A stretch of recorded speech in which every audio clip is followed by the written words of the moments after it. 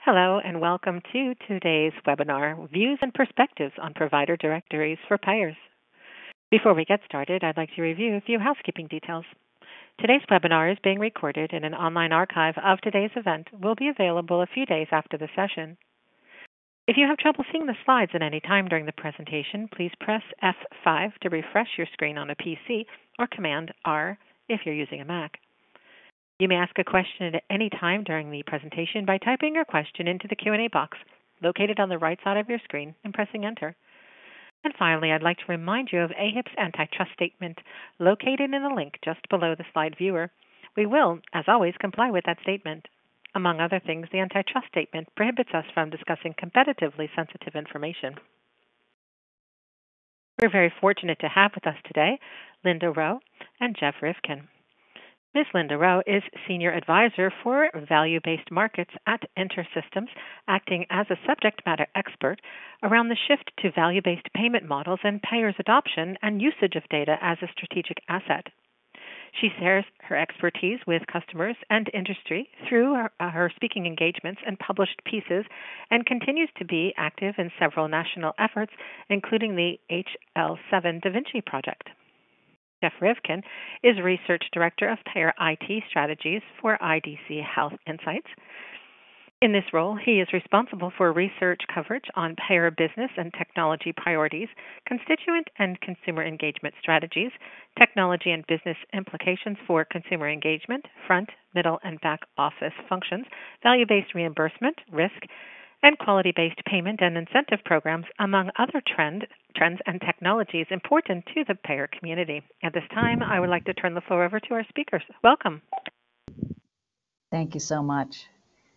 So really quickly, I am just going to run through our agenda, and then we're going to turn it back to our moderator, who's going to run a quick poll. So first, we're going to cover the importance of provider directory, and I would say provider information.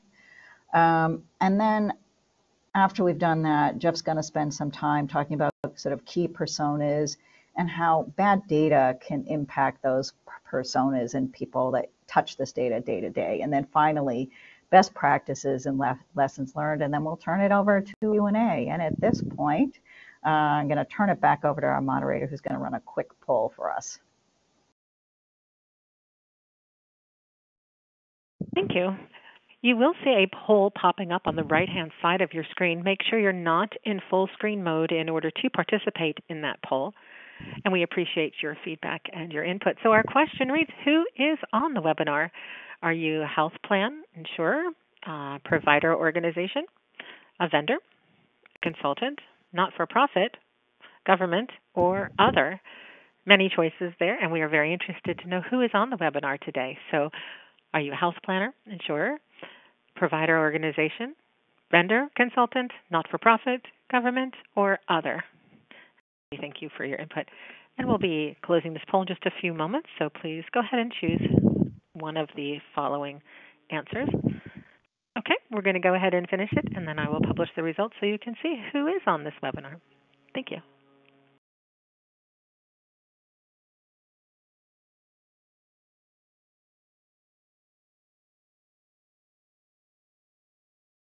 Okay, it looks like we have, I just put the answers up for you to discuss. Thank you. Yeah, so about half of you are health plans insurers, which is not surprising to either of us. And then a mix of provider organizations and vendors, and then some of the other folks. But that's where I would expect to see the majority. So thanks, Monica. All right, so let's get rolling here. So why is provider directory or provider information so important? And it's really this single source of truth, of information. It's a challenge. We know that it's a challenge. You've all dealt with this information. And it's just been plaguing the industry, and it creates a lot of inefficiency and a lot of overhead that's probably not necessary, if you think strategically about your provider information. Jeff, you want to comment? Me and I are going to go back and forth here between on each slide. Yeah, Linda, thanks for having me. The evidence of what's going on with provider is just that the claims engines just have imploded actually. I mean, it wasn't very long ago that claims engines were the center of the universe and really the only major system in most health plans. And the provider information that was found in those claims, claims adjudication systems, were enough to get the claim processed, and maybe to do some cursory level kind of printed directory stuff. And over the last 5-6 years, it's just exploded. Claim systems have gotten smaller, and other systems have spun up.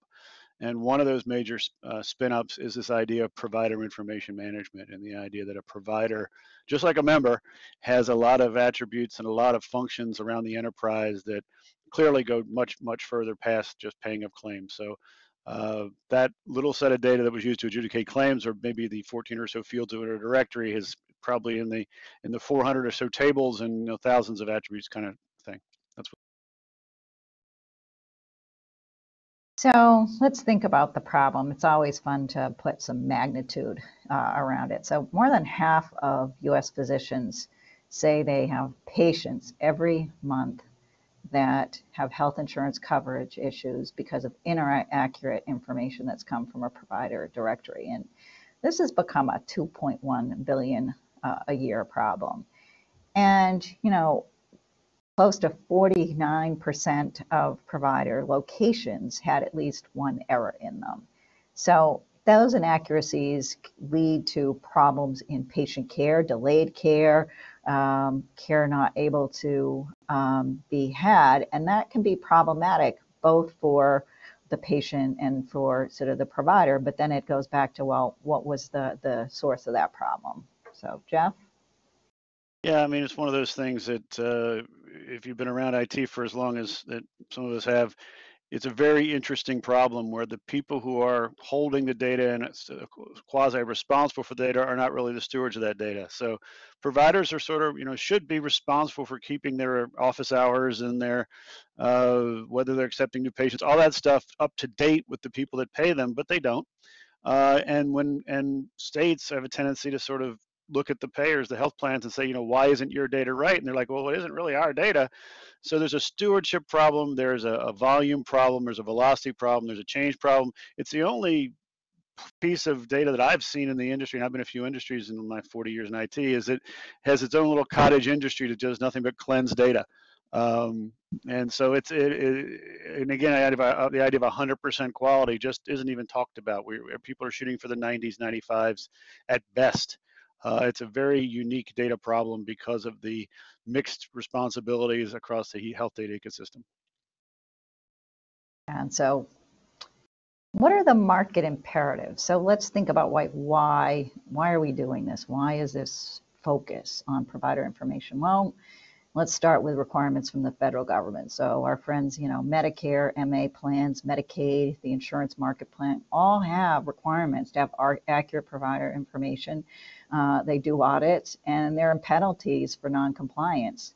Second of all, you have a member satisfaction problem. And I have a great story to tell about being a secret shopper and the results of my secret shopper adventure. But as Jeff said, provider data is like underpins your business process, but it's siloed. It lives in the claim system. It lives in your network management system. It lives in your member services. It's sort of like, any rock you turn up, you find that information living there.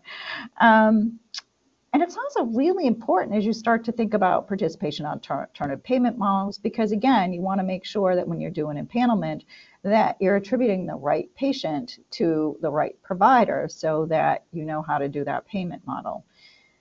The new CMS interoperability rules require payers to start exposing through APIs your provider directories. And again, that's making it public and available for anybody to sort of point at and look at that and scrutinize that data.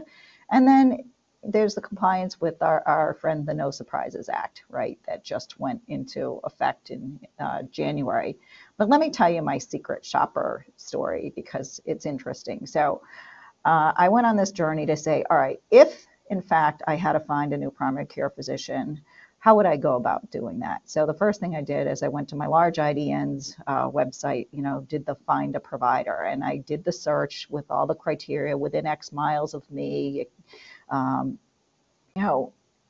seeing patients, all this stuff. And I came up with a list and I picked someone. I said, oh, that person sounds like they'd be great. The problem was that on this particular provider search site, there were two key pieces of information that weren't part of the search criteria. So the first one is, were they accepting my health insurance? So were they in network for me? And number two is, were they accepting new patients? Well, I'm like, well, then I guess I have to go over to, my friend, the payer, and look at my member portal and say, all right, let's see if they've got better or different information about this new provider. And so I went there and did the search and found the same provider. And the good news is that they were in network, at least according to the data there. But the bad news is they weren't accepting new patients, which then meant I'm on that journey all over. So it's like, stop, repeat, which is, again, that member satisfaction thing. That's really frustrating. Do you have comments or thoughts on any of that? Yeah, this is not unusual. Again, there's not really a steward of that data that's accountable at the typing level, at the systems level, and the provider, one day says I'm not taking any more patients, or I'm not taking any more patients from Aetna or Cigna or somebody, or I'm not taking in, or I'm going to work Monday through Thursday now, and maybe do some pro bono work on Friday, whatever. I'm not going to be what I have represented myself as, and members, patients are counting on that, and it just isn't connecting. That's absolutely happens all the time. So again, this is what we just talked about. You have to provide correct information for your members, because people like me look on the website or they call and they say, I need you to help me find a new specialist, a new PCP. I actually just went through that process this past week. I needed to find a physical therapist. The good news is I found one. They're accepting new patients. I had a first appointment. That all worked really well. But as we said, when it doesn't work well, it is not a happy experience. And we talked about sort of, making sure that knowing that you're accepting new patients, because when we talk about No Surprises Act, that's a big problem, is when you get a bill that you're not expecting to get for money due to your provider because you're relying on information. The other thing I find incredibly interesting, and this was my, an expansion of my secret shopper, is a New York Times article I read. A patient called every primary provider in their area to see if they were accepting new patients. And more than 75% were not, even though the directory said they were. So that's a really difficult, because we all know, especially now, I bet there are provider shortages, there are folks that can't take on new patients. And so even more so, having that information correct is incredibly important. Jeff, you want to add anything? Or Yeah. I mean, the market's changing. I mean, there's a lot more now that people are looking at telehealth, right? They're looking at they want to make sure that, can I make a telehealth appointment, or how are you connected to that? What's available to me as a member in the traditional network, which used to call the traditional network, and then the telehealth network, which used to be very separate and almost tangential for telehealth. And now it's sort of the mainstream. People use it for triage, they use it for convenience, they use it for even for still COVID reasons. So the market is changing for what a provider is and how people want to get to it. And this information has to be kept up to date, because there's more different kinds of demand being put on these systems that hold this data, and the data better be right. So again, Jeff talked about this, and I'm not going to read it. It's more information about, the turnover of the roster. So one of the facts I actually do like is that if you've got a 25% yearly turnover in a provider roster, then guess what? The best on any given day your provider directory can be without you working it is 75%. That's the, best. And as Jeff said, you are relying on your provider organizations to provide you with this information, to keep it updated. And when we get to the No Surprises Act, it's a two-sided coin, where they're actually sort of incentivizing, penalizing both the provider and the payer, which is sort of a first, because usually it's the payer that gets the ding. But if you think about, health plan can have hundreds of thousands of contracted providers, depending on their sizes. I mean, if you're a national, you've got providers all over the nation. And for each provider, if you could be collecting, 140 different data elements, That's a lot of data to keep under management. And again, a lot of folks are using very manual processes to do this, and keeping up and sustaining it is just not doable. And I love, Jeff will talk about this later, but it's a process, right, that has to be embarked upon. Yeah, it's one of these things we talked about when I was doing some reporting on this last year. When I talked to a lot of payers about what they're doing to make things work, one of the big lessons learned was don't make it a project, make it a program, make it an organization. It's continuously getting things done, continually going at this, recognizing, and we'll talk about best practices in a few minutes, but recognizing that this is a process, not an end state, and we go from there.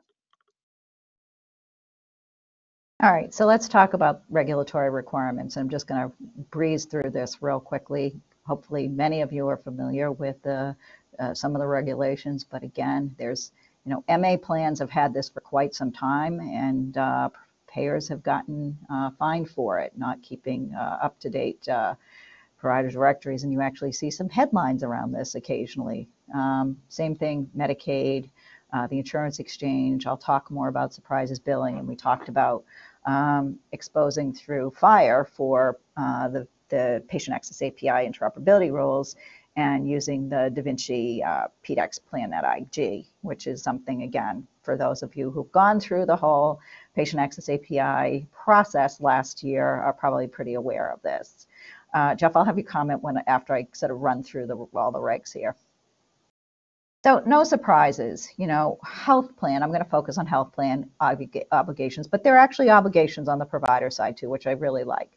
So there are three things a plan has to do. You have to have for your provider information, a verification process, a response protocol, and then both a database, in any kind of, and then a directory. So the database is sort of where you're curating the info and keeping it, and then the directory is sort of what you're exposing and how you're exposing that to individuals and members. So let's talk about verification. Verification has to occur no less frequently than once every 90 days. So you have to verify and update the provider directory information in your database. You have to have a procedure to remove from the database providers or facilities if the plan hasn't been unable to verify it during that period of time that the plan tells the provider they have to sort of provide the information. And then the database has to be updated within 2 business days of the plan receiving information that a provider or facility has to change its networks, if it changes its network status. And by the way, on the provider side, it basically says that the provider has to provide updated information at the plan's request. So there's a periodicity, but there's also, if the plan requests it, you've got to respond within 2 business days to provide them with that updated information. So this is a two-way street, because if you think about the monetary penalties around this, it's going to live on both sides. And there's a whole process that I'm not going to go into about how you remediate between the payer and provider, how much you're going to end up paying and how much you're going to have the member pay or not pay for those services provided. So the second and third is the response and the directory. So the response is if I, as a member, request, call, email, see the website for information on a provider's network status with the plan, you have 1 business day to get me the right answer. And then you have the obligation to maintain a provider directory on your public website, which is a list of information for each provider and facility with which you have a direct or indirect contractual relationship. It has to be accurate as of the date of the provider directory publication, and indicate that individuals should consult the database to obtain the most current information. So that's the search. And there's some basic information that has to be provided on the directory, which is very minimal. But again, in the database itself, there has to be a lot more information for anybody you have a contractual relationship with. And that's got to be kept up to date and refreshed. And there are penalties associated with this. And like I said, there's also could be a protracted negotiation process between you and your provider network if a patient calls foul. So if I come into an emergency room, you're not in my network, and you send me a bill for $5,000 that I wasn't expecting, it's actually between you, the provider, and payer to figure out how to net that out because it's not coming out of my pocket. So Jeff, before we move on, you want to comment at all on this Yeah, I stuff? mean, this is 'Cause an I'm sure evolution. you I mean, hear. for years we've seen selected states, California, Maryland, a couple others were really going at this aggressively from the state insurance commissioner perspective and the consumer advocacy perspective. And so it was up to the consumer advocate groups to go into particular state legislatures and make these points. Well, now all of a sudden it's federal. So you're getting a lot more attention to that. As the ability to find and the ability to understand the process and make sure that the data is accurate is pretty much trying to become uniform. Now, again, this is well-intended legislation. There wasn't a lot of emphasis on how much provider labor was going to take to keep this up, or payer labor to keep this up. But it makes a lot of sense from a consumer perspective, and you should not be surprised on bills. And this is a direct reaction to consumers making certain state cases in states and now at the federal level, and federal government has responded. And this is what we have to deal with now at all levels. So again, I'm just gonna real quick. There's some key information that we all want to see us curate and manage as part of a provider database. So the demographics, the physical address, credentialing, specialty. So things about a provider, so things that are specific to that provider. But then there's information about my relationships as a provider. So what are the other affiliated organizations? Am I part of an IDN? Am I affiliated with another set of practices? Or am I affiliated with a payer? Is my practice location in network? And I'm going to tell another story about that because, again, a location could be in the network, but a different location may not be in network. And you need to figure that out. Accepting patients' contact information. We talked about network, network, and the plan. So again, I might accept, Blue Cross Blue Shield PPO, but I don't accept Blue Cross Blue Shield HMO. It's probably the other way around, but the point being that, it's specific sometimes to the plan itself, not just, the insurer. And then again, understanding suborgs, practice groups. So even within some IDNs, they have specialized sub-practice groups where the information or where they may have a different kind of contractual relationship than the sort of the parent. So all that's really important. So I'm going to tell, and Jeff alluded to this earlier, but so here's real life example. So my OBGYN used to be in private practice 5 days a week, and then his practice got bought by one of the large IDNs here in Boston. So he was then same provider, but sort of different organizational relationships. And then last time I saw him, I said, so I can't get an appointment with you on Fridays. And he said, well, I actually do pro bono work in a federally qualified health center on Fridays. So I only practice Monday through Thursday here in my private practice, and Fridays I'm doing something else. So I want you to think about the provider data. So, I'm taking, commercial and Medicare and maybe Medicaid, but maybe not, in my private practice, and a whole host of plans. I work certain hours. I probably don't have an interpreter or need interpreter services, so there's probably not a language sort of, do you speak multiple languages kind of thing. Well, let's flip to Fridays. Fridays, uninsured, insurance exchange, Medicaid. Yes, we can take any language. So it's a very, very different set of data.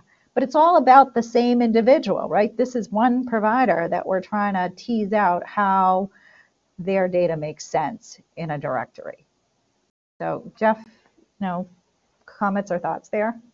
Yeah, I mean, I think it's important to understand, the directory itself, you might think, hey, it's only 15, 20 fields that people really care about, but there's all these relationships that make this person in the context of you as a consumer, as a member, to make sure it works for you. their affiliations, their networks, their billing entities, their locations, all these things about them. It's not just simply name and address and office hours. And I think that's the big aha that you get when you start looking into this space, is you start thinking, hey, it's pretty straightforward, pretty simple. It's not. It's very complicated. The databases that support this stuff are very complicated, many relationships, and it's only getting more complicated with, and I'll go into why in a few minutes. Yeah, this is my last slide, and then I'm going to hand it over, but I love pictures. So if you look, here's the provider in the middle, and this is not even all the data that you might collect about this provider, but you've got practice location 1, licensure, language, credentialing, hours they work, are they seeing new patients, insurance plan 1 and 2, in-network, employment status. I mean, they're just MPES ID, that's a really fun one. But, you know, I love the visual because the spider here could get much bigger, and it does get much bigger. So with that, I am going to pass it over to Jeff. And by the way, it's always such a pleasure to get to do these webinars with you, Jeff. So thanks so much, and I'll turn it over to you. Thanks for having me, Linda. I appreciate this. So, like I said, I've been doing some research. I've been writing about provider data, back office work for 6 or 7 years with IDC, and I've sort of in the last year or so really been focusing on what's the new emphasis on it. So we're going to do a couple slides about what, you know, why, who, and why now, and the best practices for provider data management. Things that I learned when I was doing my reporting, as I was talking to payers around me. Real quick, just this is one of the 4 or 5 themes in my strategy.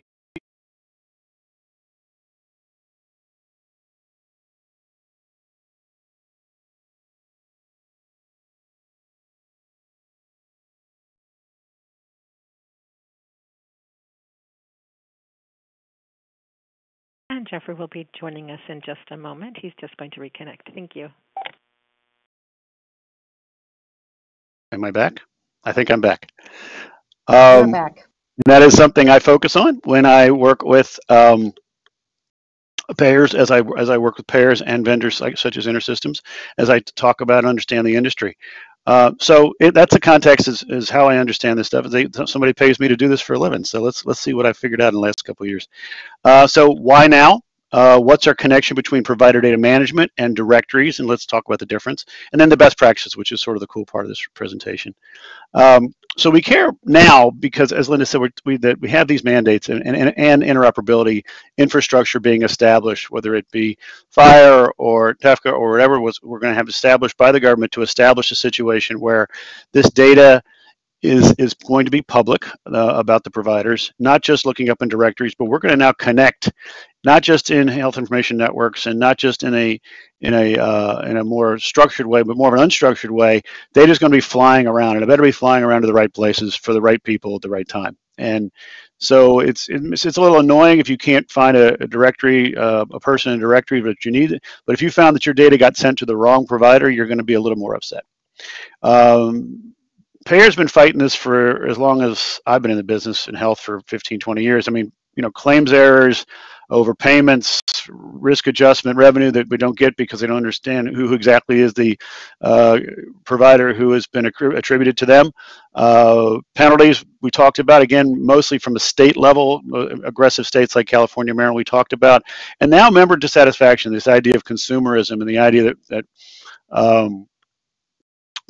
consumers have realized that this is just not an adequate paradigm where I can go find anything else in the world. Why can't I get this data to be correct? Especially when you're talking about my health at a moment of fear and risk, which is, you know, this time of stress when I'm looking for service about my health or my loved one's health. So that's a sort of a raising of the bar of consumerism. And the other thing that's going on in the industry is obviously you hear about value-based care, and a lot of those things have to do with new affinities where contracts are being signed to establish, you know, we always hear about the knee replacement bundle, or you could call any oncology bundle, any kind of bundle you talk about. These bundles are a group of providers that are coming together to say, we'll accept, pick a number, $35,000 for a knee replacement. And then this is what will be paid, and then we'll divvy it out amongst ourselves in our contract.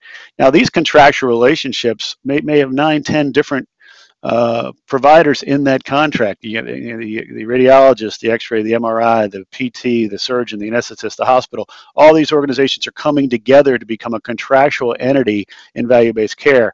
Well, those units better be right.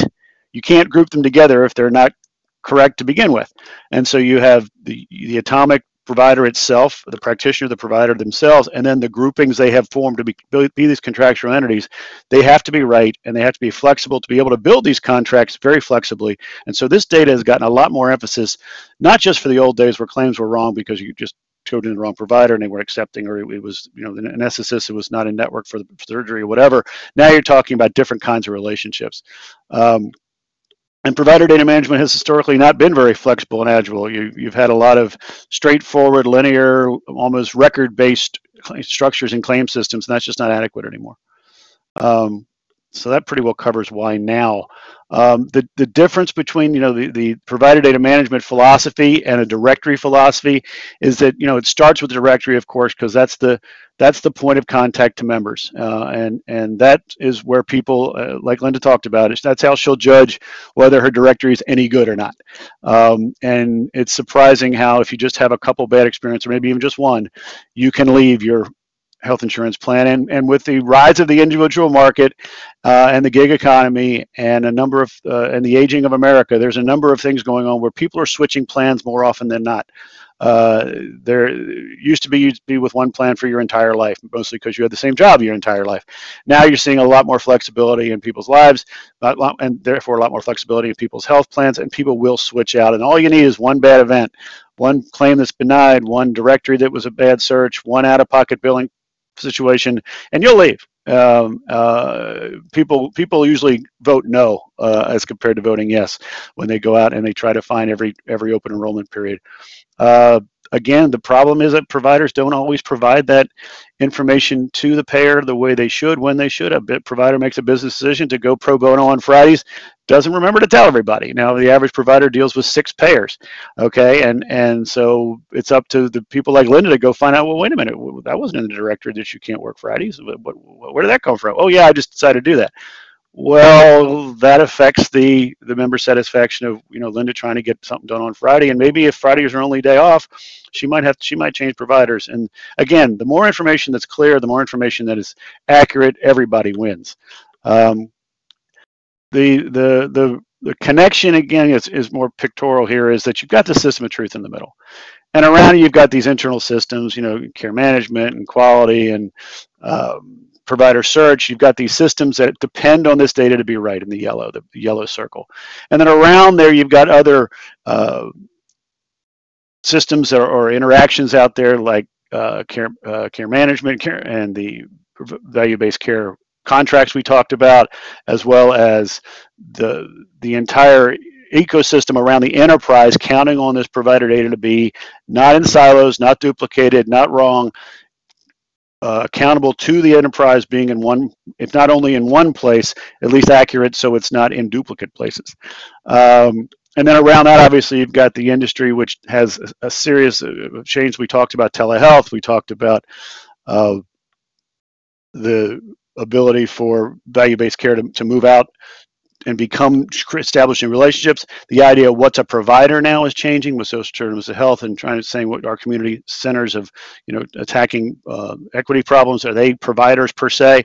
All of these things have to go around a system of truth, and that system of truth radiates out, and these circles morph, they change, and they're moving, and that's why people are paying attention to them as we worry about equity, safety, and the whole person approach to health, which COVID obviously has given a light to.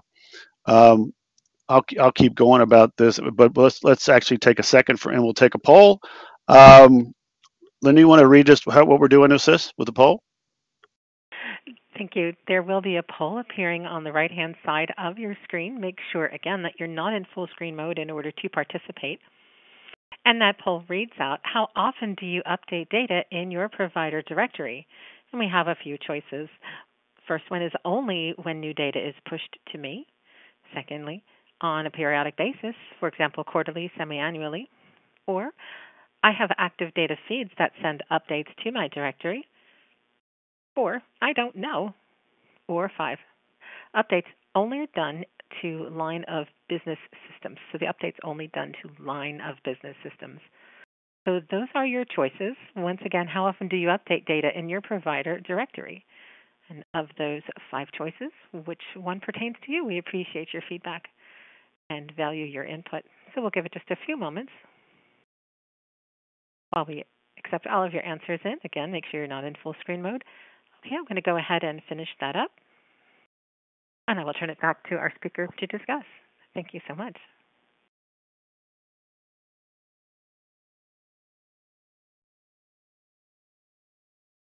Thanks, Monica. So, it's interesting. I would say about half of folks have what I would call a regular process, either quarterly, semi-annually, or they have active feeds, and the rest are sort of all over the place, which doesn't surprise me. Jeff, any thoughts on that data? Yeah, I think it's interesting that about a quarter don't know. Which says that we probably don't have a regular instantiated enterprise-wide cultural philosophy about provider data management. If you're watching this presentation, you probably have something to do with provider data. And if you don't know how often your enterprise isn't really dedicated to having this data be an asset. It's really sort of maybe in a siloed system that somebody else knows about, which is perfectly understandable. But that indication right there tells me that if 25% don't know how often they're updating data, you probably aren't looking at it as a provider, as a differentiator for you as a company. So this was very helpful. There is some sort of a process in some of these places, and so let's talk about best practices. And I think this shows that there's a broad spectrum out there of maturity in what's going on. And so, like I said, when I was doing my reporting over the last few years, I sort of wrote down a lot of best practices and published a report around 6 months ago that talked about these things and really came into 4 or 5 different categories. And the first one is to think investment, not optimization. Cleansing data comprehensively and continuously. Okay, it is the issue of data we talked about is a unique problem in this industry. And so we have this cottage industry of organizations that are doing cleansing. People say that they're trying to get from 50% to 60% and so on. Numbers that you'd be surprised in an enterprise, actually, that's the quality of data we're dealing with. But that's true.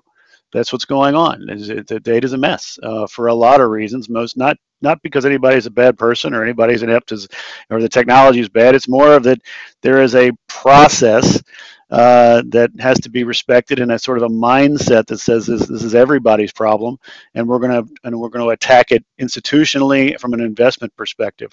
We're going to say, we're going to apply some FTEs to it, and maybe those FTEs are going to go up in the beginning as we cleanse this data and find more and more things, quote unquote, wrong and what's right. We're going to the idea of having a mission critical investment here. I mean, again, as members can leave because of dissatisfaction, directories is one of the major points of when they interact with your plan. And so to do this aggressively, from an investment perspective, from a multi-year perspective, but recognizing that you're probably not going to get to 100%, because once you get to 100%, the next day it's going to be a mess too. So you sort of have to figure out what you're going to do. And a lot of people are thinking 90% is good enough, which is a fascinating statement to make if you really think about it. But that's where we're going, as you say, well, what's good enough? And the idea is develop a playbook and develop a methodology, get an organization involved, and get your organization to be dedicated. It's not in provider relations, not in credentialing, not in network management, not in data management, a centralized organization that says this is going to be our job, to chase this rabbit until we catch it as best we can every day, and establish processes, establish playbooks, using claims and authorizations to help us. So if we haven't gotten a claim from you in a year about Medicare, maybe you're not a Medicare provider anymore. And so on. A lot of out-of-the-box thinking about how we cleanse data and how aggressively we go at these things, whether it be outbound calling or using transactions that are coming in, either transactions that are coming in or transactions that are not coming in. And so that's the number one thing, is to really think about this as a concept of investment. Yep, can I jump in? The second thing, sure, jump in. Yeah, sure. Sure. Because you and I talked about this, but for people who are thinking, well, if regulators come in and start auditing me, and my data is only 85%, quote clean, am I going to get fined? Like, what's the standard here? Yeah, it's important to look. It's important. Yeah, it's a really good point. The important thing is to look at the law very carefully, and it says you have to have a procedure in place to show that you are working hard at this problem. There does seem to be some recognition that there is an indirect stewardship problem we talked about. It is not the payer's data; it's the provider's data, but it's in the payer systems. So to find the payer because something the provider didn't tell them is a little unfair. To get on the provider because the payer systems maybe weren't asking them fast enough isn't fair. It's a shared responsibility. But the important thing is, if you really look at the legislation, it talks about processes. Do you have a process in place? Do you have a process to remediate? Do you have a process for complaints? Do you have a process and you're meeting deadlines on those complaints? So, there's a recognition, which is good, that this well-intended legislation, which sometimes well-intended legislation does overstep, but in this particular case, there does seem to be a level of reasonableness around saying, are you trying really, really hard to work for the consumers to get them what they need? Now, will the bar change, next year with a new set of legislation? I don't know. But at the moment, if you look at it, procedurally seems to be the emphasis. But that's an excellent question. So again, to the next best practice is look at the entire ecosystem. Look at all these levels of the circles, all the inside of the circle being the system of truth, which is sort of a data management problem, and then look at all of the different users and systems and interfaces and interactions and potential interactions. Again, a major shift in telehealth. Most payers had telehealth over here to the side as its little special thing, maybe even subcontracted out to another network. And now we're saying, nope, it's going to be our network. We're going to try to keep it as our network that everybody can get to. You're seeing a lot of, there's some discussion today from Amazon about how they're establishing telehealth networks and selling it to employer groups. So there's a competition out there to who's going to grab the telehealth network to be the source of convenience and trusted, at least triage care or the kind of care that you can get through telehealth, or are you going to stay with your traditional insurance network and their telehealth network? So there's a battle going on about who's going to be your trusted partner and who's going to be the one that you're going to go to first at that moment of stress and fear when you need when you have a medical event. So again, we talked about looking at claims. Maybe if I don't get a Medicare claim, you're probably not Medicare anymore. Check it out. If I haven't gotten authorization in a particular context, maybe you're not doing that anymore. So you're getting a lot of hints. It's not necessarily easy to take in taking data from other systems, roll it around, figure out exactly how this fits into the grand equation. But once you do, you can put it in a pattern, you can put it in a system, you can put them in repeatable processes, and it can be part of the ongoing continuous cleansing, continuous improvement of the quality of the data quality that you're trying to get to. So consider all around the enterprise and outside the walls. As I think we've shown a number of times that you've got the walls of the payer are now virtual. You've got a variety of organizations, not just providers, but community organizations, grocery stores, food banks, spas, and what's a provider is a very interesting question. So the idea of a traditional NPI-based NPES kind of structure is just the beginning. You've got to sort of think out of the box about the kind of relationships, who can provide what's a provider is a very interesting question. So let's look at the entire ecosystem, not only what it is, but what it's going to be. So very quickly, let's moving on. We're running a little bit out of time, so I'm going to run real quick. The first thing is to lose a parochial nature. There's a lot of organizations think if I don't touch this data, it's not right. I think this is a shared problem. I think everybody loses if it's wrong. I think there was the idea of opening up the walls, using other sources, maybe even collaborating through cooperative arrangements, so that this data is correct, so everybody wins. But there are still some cultures, frankly, that say if I didn't touch it, it's not. I don't believe it, and that's a little parochial and probably not something you want to do from a best practice perspective. Funding unconventionally. This is again using, we had interoperability money. Forward-thinking organizations with the interoperability money last year and this year have been saying, let's not only sponsor a member 360 perspective, but provider 360 perspective, because we know we're going to fund the mandate to get the stuff done, to put the data on the edge, to get and to do things for the fire and the CMS mandates. We know we're going to do that, so I got money to work with this. What am I going to do with that money? Well, and some of the forward-thinking organizations are using that to form COEs and form continuous cleansing and improvement organizations, not just cleaning it up to put data on the edge, of data that'll be wrong tomorrow. Again, you have some quotes here. I'm not going to read them to you, but basically there's major organizations, 25, 30 people organizations that are doing this continuously, trying to get to the point where they have a trust. And that's all really payers have, is if you lose, if members lose your trust, they'll leave, and they have lots of different potential. So the big trigger, I think, the one is to establish a multidisciplinary COE, a center of excellence. Technical people, systems people, business people, provider relations people, credentialing people. We're all in this saying data is an asset. We have to get this right as best we can. For some process improvement people, get these things together and establish as much automation as possible, so we get repeatable processes in an organization that's dedicated for this and this alone, not as an aside to provider relations or data management or something else.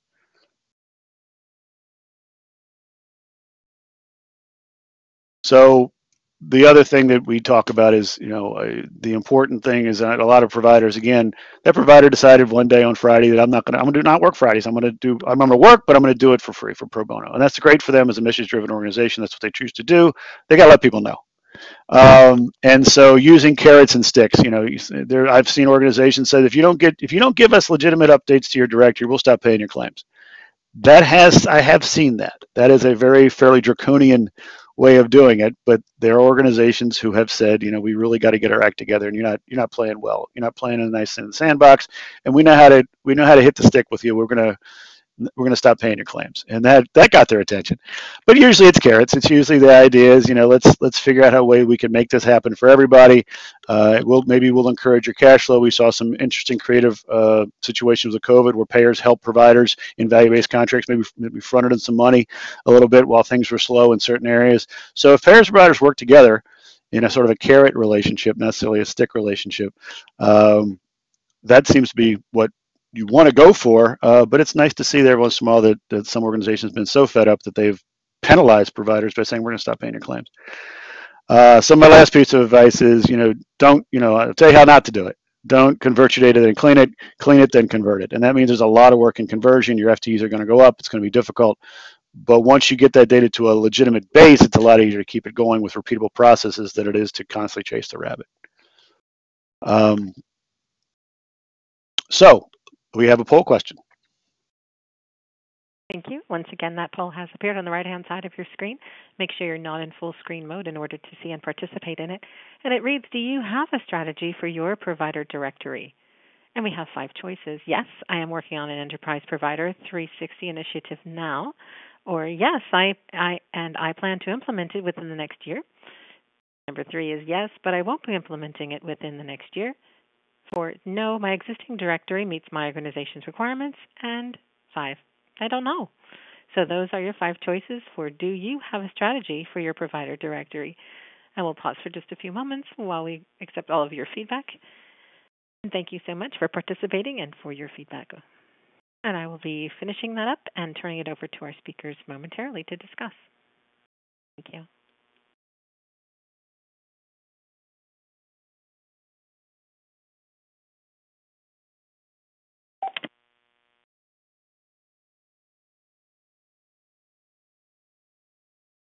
Great, thanks, Monica, for running the poll for us.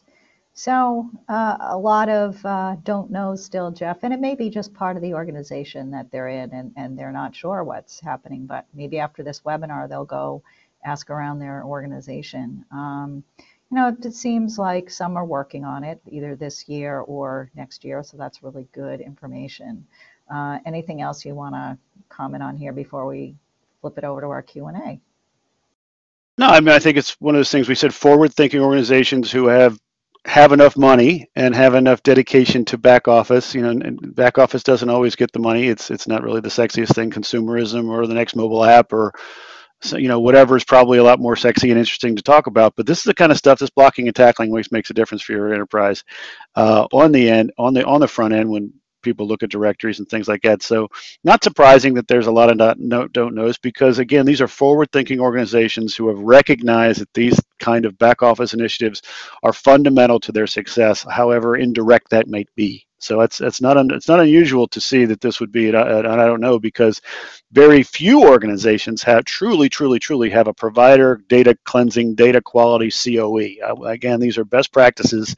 And if everybody were doing it, wouldn't just be best practice, it'd be table stakes. So these are kind of, we're trying to push the envelope here a little bit at IDC. That's what we try to do, is look ahead, try to give ideas of what other organizations that are best practice are doing, so organizations such as yourselves can take them and run with them and let us know how we can help you. So the last thoughts I just wanted to, we got a couple questions, but the last thoughts I really want to talk about, this really is an operational and competitive advantage or disadvantage. As consumerism is rising, as organizations, as members are realizing they can change, if you are not functionally competent, if you are not operationally efficient and effective, you are at a competitive disadvantage as a plan.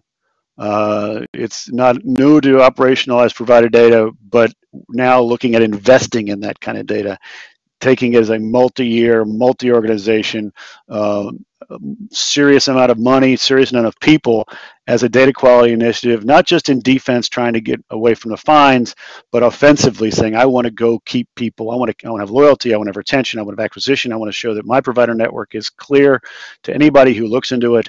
And so when interoperability comes and the window is raised on this data flying around, it actually isn't, I'm not going to be on the front page of a website or the front page of a newspaper that says I gave away my data to the wrong place because I had a bad set of provider data. Great, I think we have questions. Jeff. Is that right? We do. So I'm going to start. I've got one here. So I think this is for you, Jeff. Can you expand on the comment about folks thinking, quote, if I don't touch it, it's not accurate? What's the takeaway? And how does it fit in with the idea that we must actively monitor and update the directories regularly? Yeah, I mean, there's a lot of middle management and a lot of paper in a lot of organizations, especially small to medium plans that have not invested in new procedures or even new systems or even updated systems to be able to keep up with the. So maybe it's an offshoot of the provider relations department, and the provider relations department is their job is to keep the providers relatively happy so that they'll stay on the network. And also keep a level of adequacy around the network so that they can prove to the state that they have a legitimate provider network so they can stay in business. They've got a mixed message. So then to turn and say, well, by the way, use carrots and sticks on these people to make sure that directories are accurate on top of everything else. It's well, I know my providers, they're good. Well, that's only as good as the person sitting in that chair looking at those manila folders for so long.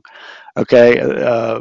People get sick, people go on vacation, people retire in those middle management jobs, and sometimes those clerical jobs.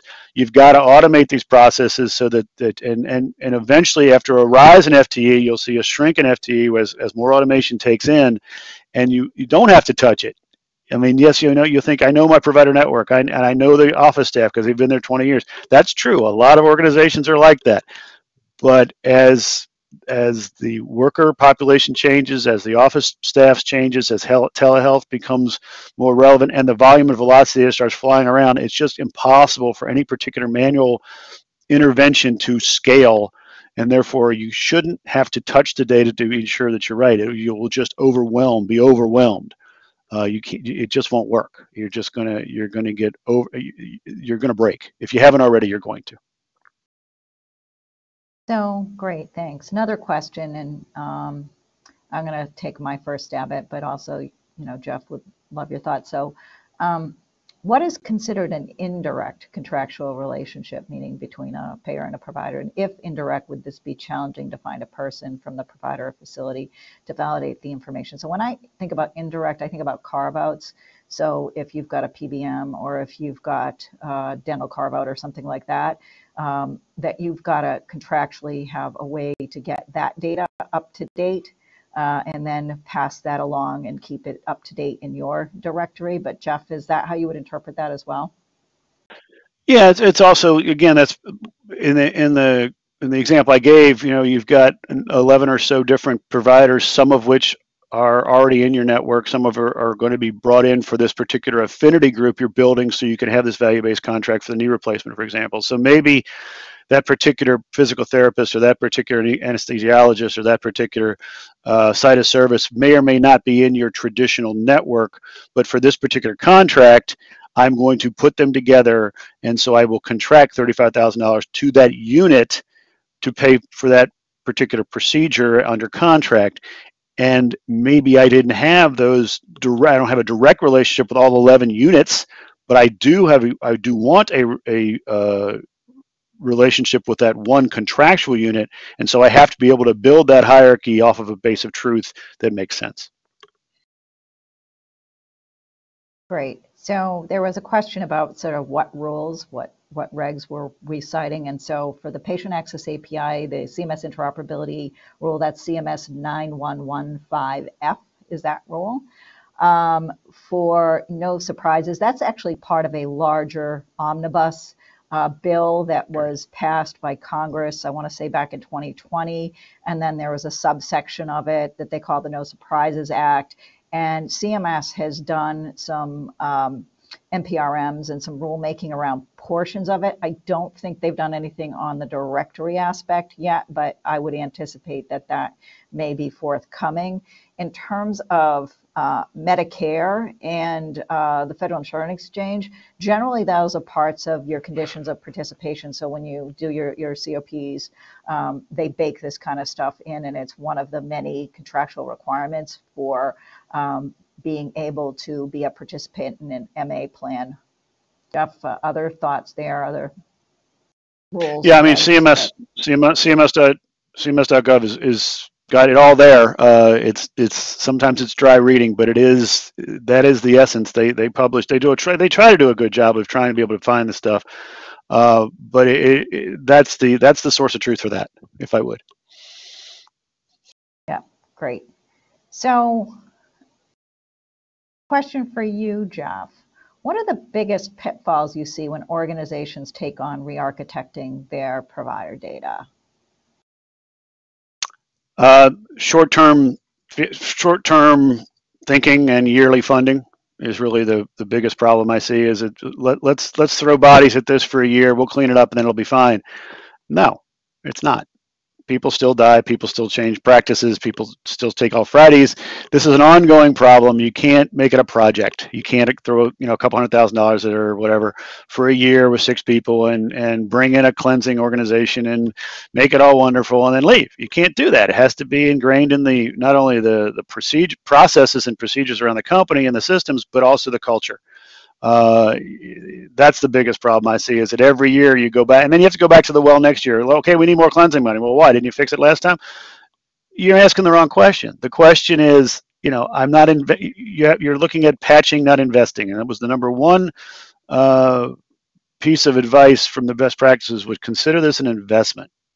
That's what people, there's a single year funding perspective that most payer has, which is really breaks when it starts talking about these blocking and tackling back office initiatives. You have to consider multi-year with milestones, obviously, but multi-year and multi-constituent funding across the board, not just in a project perspective.